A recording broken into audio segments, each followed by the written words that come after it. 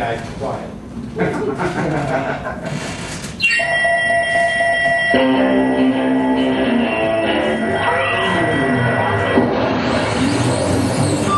Thank you, ladies and gentlemen, for joining us for tonight's Comic Book Club. And now, here are your hosts, Pete LePage, Justin Tyler, and Alex Zalben!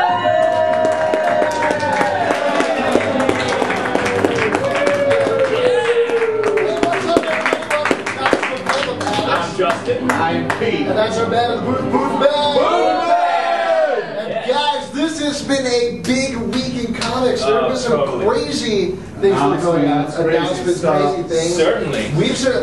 We actually have some big announcements of our own. We should probably guys, we don't have time for this, alright? We gotta get the show this right. is where we're talking about comic books. I had some new thoughts about the Punisher as an archetype for humanity, and I wanted to really... No. I know there's a lot of stuff going on, but it's just that we gotta end the show really fast. Alright? Because we got...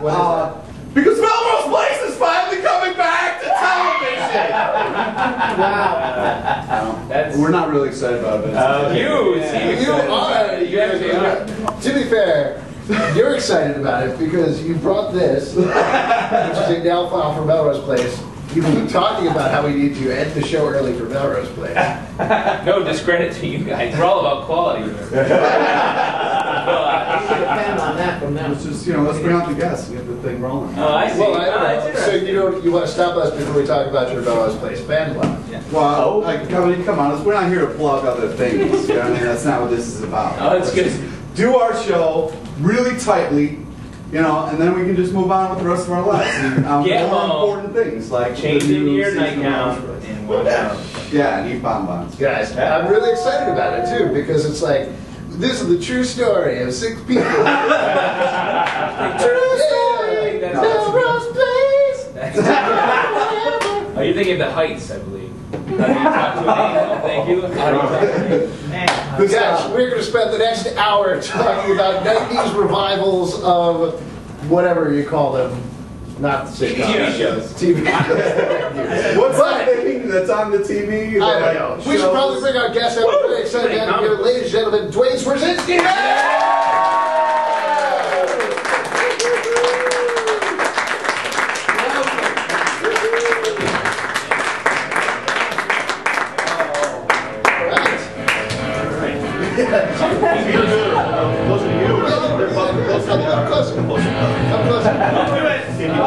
It's like a barometer of your interest in the show. If you come out and then sit in the audience. Okay, I got it. In the audience. Keep the lights going, dude. Well, thank you, Booth Man. Duane, thank you so much for coming on the show. So let's talk cable. Sure. Yeah. Cool. So something that I think has been particularly Cable Ace Award. How many Cable Ace Awards do you think Melrose Place won? A little sweet, Well, let's talk about the series. I think one of the cool things about it is there's been a lot of homages or riffs over the course of the series, but it feels distinctly like its own. How much coming in were you like, okay, I want to do kind of a lone wolf and cub thing. I want to do an aliens thing now. How much does that work into? A little bit. I definitely hit certain sort of subgenres in the series over the course of the issues, but mostly it's following the story. Basically about a gruff old guy and his cute little daughter. And keeping her alive. Yeah. It's sweet. Yeah, I mean, I gotta give you a lot of credit. You're doing an amazing job with it because when I heard about what was going to happen, I thought this was going to be horrible. It's just cable babysitting. I was like, wow, this is going to blow, but it's really phenomenal. Yeah, I try to save my diaper jokes. I use it once. That's it. I don't want to go every issue. You gotta find some wet naps or something. We try to do the same thing on this show. It's hard to keep it down to one show. Pants over here. And the other thing that I think is interesting about the direction that you've been going is that Hope, the other character, for those who aren't reading it, and everybody should be reading it, is growing up pretty quickly. Yeah, it's like a soap opera aging process where one day the kid's born, next season the kid's like only an adult but banging her own father's cousin or something. It was that kind of thing where it's soap opera. Hold on. This is not about Hope. Hope's fine, but it's how you age. Babies age so fast where in a soap opera have the grandfather characters have like 18 generations behind him because of all the stuff going on. Bedrooms. And how much if Hope keeps moving forward in age, and Obviously, there's going to. Is there an end point for the series? Is there sort of an end game for it? By Cable 23, she'll be 70, and no, I'm kidding. She won't. There is actually an end point in mind. From the very beginning, we had planned to do a certain story, and it's basically Cable raising this little girl from infanthood to whatever she'll be, and she'll be that in time for the third kind of the part of the trilogy, which would start with Messiah Complex, then it was Messiah War. This third part's looming. And she'll have a big role in that. I can't say too much, but it's kind of all about where she's going is that third installment. You'll see her, in her prime. I love the way you're using time travel in it, and especially was it a one shot or an annual where it was Bishop basically blowing up the world.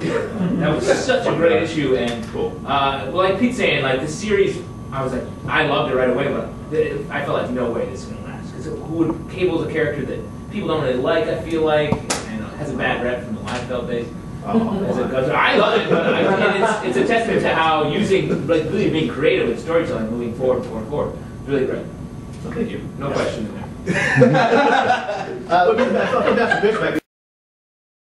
He's villainous, certainly, and he's destroying the world, but you see from his point of view, he does have a good reason, and it's even more and more urgent. I mean, in his mind, if he kind of succeeds, he hits the big reset button, he's a hero again, because all of it is erased. He doesn't destroy the world, things are fine, his eyes back into normal, whatever he has going on, with his body. So that's kind of, I do feel bad for Bishop. He is kind of the one who's crapped on a lot. I don't know if he gets time travel really very well.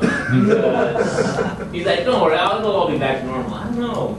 You ever watch Lost or something? Maybe, I don't know. Maybe it's sound theory somehow.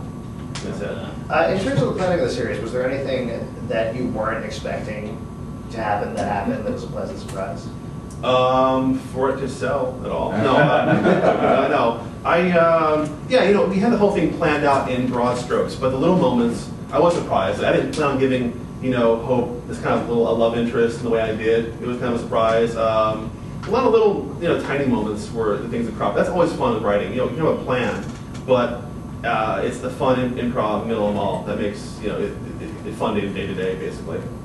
And what can people look forward to in Cable? Hope is almost legal, coming soon. I gotta go back and update my online countdown. Exactly. I'm going to keep track of it. Did you guys see the whole X-Men relationship chart came out on the web a few months ago, where it was like who's doing who in the X-Men universe? And I had a double take. I saw Cable's attached to quite a few people, but also one was Hope Sunburst. I'm thinking, Baby Hope? Did I miss an issue? Or something? But it was her sort of surrogate mother in one of the issues, of course. But I'm like, what? She will be. There's a big issue coming in December. It's Cable 21. It's a plus size issue, and not about a plus size character. But anyway, it's Hope kind of like is almost legal. You'll see kind of what she's all about. People clamoring for what's her power, what can she do. You will see part of that in December. So. Well, there's a bit of, not to get into it because I'm sure you can't talk about it too much, but there's a bit of, you read the series and getting into it, you're like, oh, well, Hope is Jean Grey. Oh, she has red hair. She has red hair. Angry, man. Right. She's Jean Grey. She's definitely Jean Grey. There we go. We confirmed. Okay, so I'll stop. Yeah. If she is Jean Grey or not, and people speculating about that online, how much goes into that in terms of I don't even know. Hypothetically speaking. If she were Jean Grey, right? That's the question. Yeah, I guess so. I guess I'm not quite sure how to ask it. We're like, if you know that she's Jean Grey. Stand her foot. She can't marry Scott. Yes. Whichever one of us you love the most, run towards. Yeah. Well, come here.